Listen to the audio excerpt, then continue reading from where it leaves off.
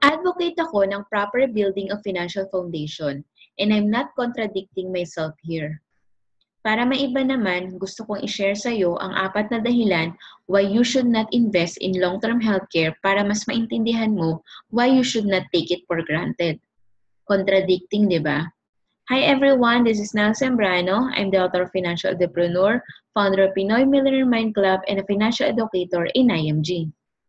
First reason, you don't need long-term healthcare if you are sure that you're never going to get sick. Kung sa tingin mo katulad mo ang mga superheroes na hindi nagkakasakit, don't invest in long-term healthcare. Just kidding. Isipin mo more than 60 years old ka na niyan. Walang halong pananakot ito ha. Seriously, syempre may mga magulang din naman ako, and I'm sure ikaw din. Nakikita ko kung paano sila magreklamo sa sakit nila ngayon. You may say that you will still be healthy that time, kaya lang paano kung hindi na? Second reason, you don't need long-term healthcare if you think you can bring your company's healthcare benefit with you even after you retire.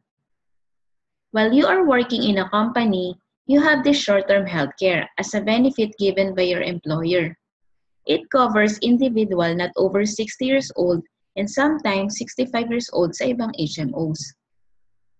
Kung sa tingin mo madadala mo ito kahit nag-retire or nag-resign ka na, di mo kakailanganin pa na mag-invest sa long-term healthcare for yourself. Kaya lang, paano kapag 60 or 65 years old ka na? Third reason, you don't need a long-term healthcare if you think the government can take care of your healthcare needs such as maintenance, medicines, regular checkups, etc. Dito sa Pinas, oo, merong discounts para sa senior citizens, pero wala pang free healthcare para sa kanila. OFW naman ako at dito ko balak na mag-retire dahil may libreng healthcare dito. So, di ko kakailanganin ng long-term healthcare. For now, yes, meron kang libreng healthcare. Paano naman kung magbago ang batas ng bansa kung saan ka nakatira ngayon at baguhin din nila ang mga benefits para sa mga citizens? Paano ka nun? Pwede mo ding isipin, what if magkaroon ng libreng healthcare dito sa Pinas pagdating ng araw? Paano kung wala pa din? Fourth reason, you don't need a long-term healthcare if you expect your children to take care of you. Tayong mga Pinoy ay kilala for having close family ties. Sa sobrang close, minsan di na maganda ang result. Nakaka-relate ka ba dito? Yung panganay ka at dahil ikaw ang nauna nakatapos ng pag-aaral, ikaw naman ang magpapaaral sa mga kapatid mo. Wala namang masama dito, kaya lang paano kung may sarili ka na ding pamilya at di rin kasya ang sweldo mo sa pamilya mo. Na-sandwich ka between your own family and your parents or siblings. Sinong uunahin mo sa kanila?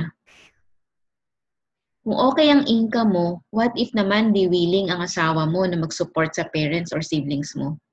In short, sa side ng magulang, you cannot rely your retirement on your children, including na dito ang mga healthcare needs mo.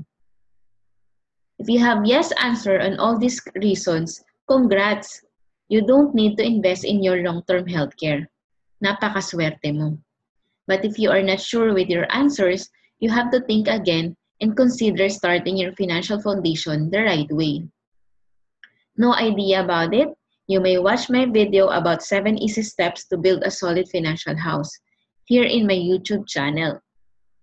Final thoughts. For most of us, long-term healthcare is not an issue of what if it will happen, but rather when it will happen. The sooner you have this protection, the better, because you never know when something will happen. If you want to learn more about personal finance, you can message me here in the link below this video. Kung sa tingin mo din na nakatulong itong video ko, just click subscribe, like, and share this video to your friends and loved ones. If you want to suggest a topic, you may leave a comment below and I will try to feature it in my next video. Lastly, to get an update on my latest vlogs, you can subscribe in the link below to receive an email from me regularly. Let's be friends! Bye!